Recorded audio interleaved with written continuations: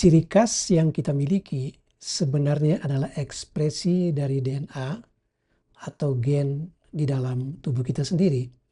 Dan ini dimulai ketika sel membaca, menyalin, dan menerjemahkan informasi genetik dalam DNA menjadi sifat yang khas pada setiap individu. Selamat datang kembali di kanal edukasi saya, Modul Belajar. Dan kali ini kita akan membahas bagaimana DNA atau gen menghasilkan produknya, yang salah satunya akan mengontrol sifat-sifat individual pada setiap makhluk hidup. Pada video pembelajaran sebelumnya, telah diketahui bahwa materi genetik yang mengatur semua penampilan individu adalah DNA. DNA atau deoksiribonukleik asid umumnya ditemukan dalam inti sel atau nukleus dan mengandung gen, yaitu suatu urutan spesifik yang mengode protein. Dalam video ini akan dijelaskan bagaimana DNA melakukan fungsinya, yaitu memproduksi protein yang akan mengatur penampilan yang khas pada setiap individu. Untuk mengingat kembali, sebelum kita masuk pada inti pembahasan sesuai judul modul ini, bahwa DNA ditemukan pada rangkaian kromosom di dalam inti sel. Tahap awal DNA bekerja untuk menghasilkan produk gen adalah proses yang disebut transkripsi. Secara garis besar, DNA akan membuka rantai gandanya dan menghasilkan satu rantai, yaitu messenger RNA atau disingkat mRNA. mRNA hasil transkripsi di dalam inti sel akan keluar menuju sitoplasma yang mengandung banyak organel sel. Salah satu yang penting dalam proses translasi DNA adalah ribosom.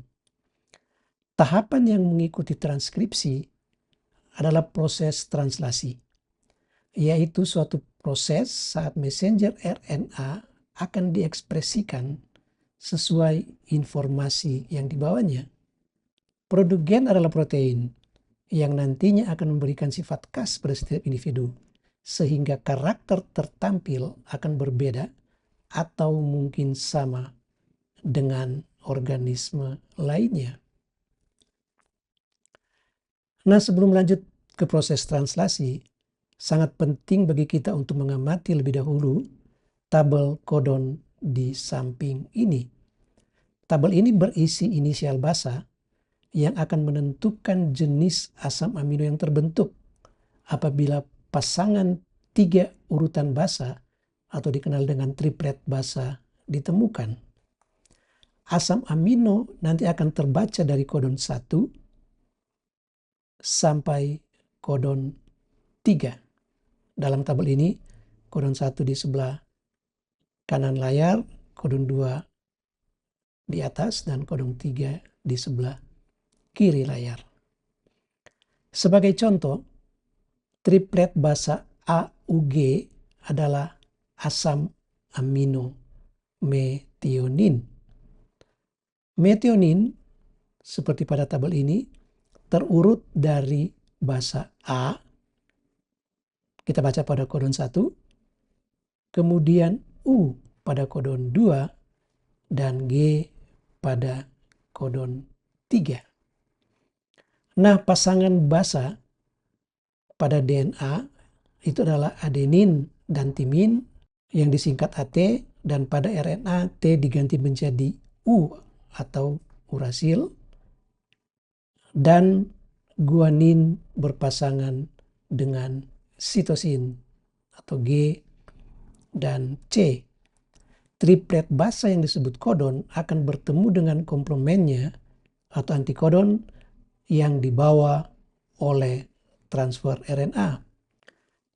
Transfer RNA ini merupakan molekul yang bertugas membawa atau mentransfer sesuai dengan namanya asam amino sesuai dengan informasi yang diperolehnya dari messenger RNA sebagai pembawa pesan.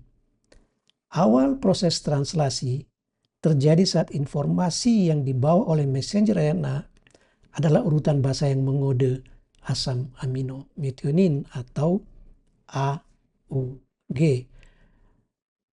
Oleh sebab itu, AUG dikenal dengan kodon start.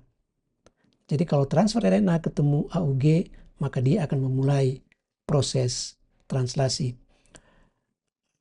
Saya lupa mencantumkan di sini bahwa proses translasi itu dimulai dari ujung 5 ke ujung 3. Ujung 5 dalam contoh messenger RNA pendek ini adalah dimulai dari A, kemudian U dan G sesuai dengan bacaan kita.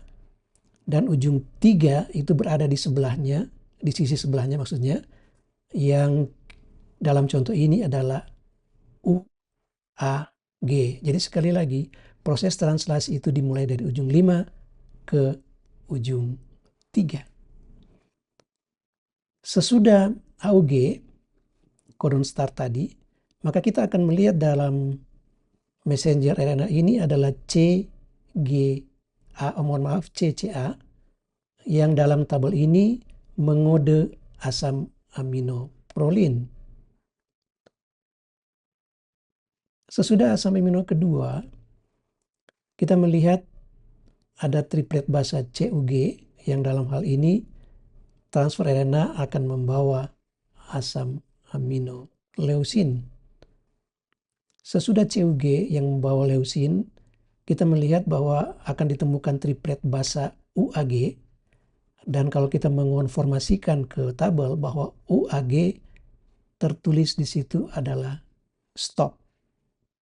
Jadi selain ada kodon start, maka ada juga kodon stop.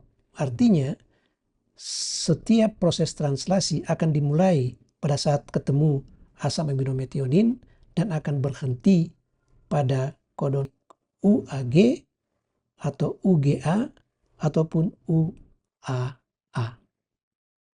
Nah,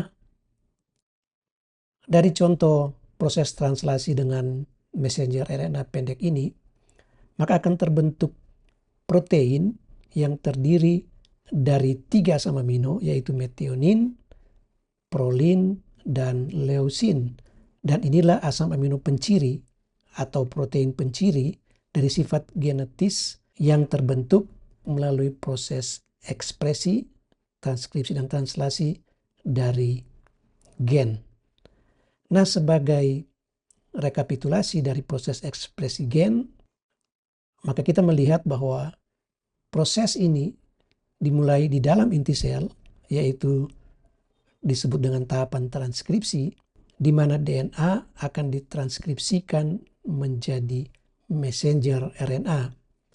Selanjutnya, messenger RNA sebagai pembawa, sesuai juga dengan namanya, messenger adalah pembawa informasi genetik yang akan diproduksi, nanti akan keluar ke sitoplasma. Di dalam sitoplasma, mRNA akan mengalami atau menjalani proses translasi.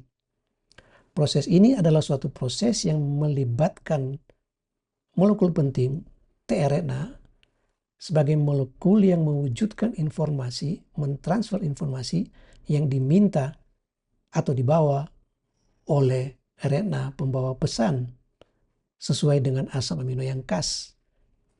Dan seperti yang saya sebutkan di awal tadi, bahwa ada satu organel penting, yaitu ribosom.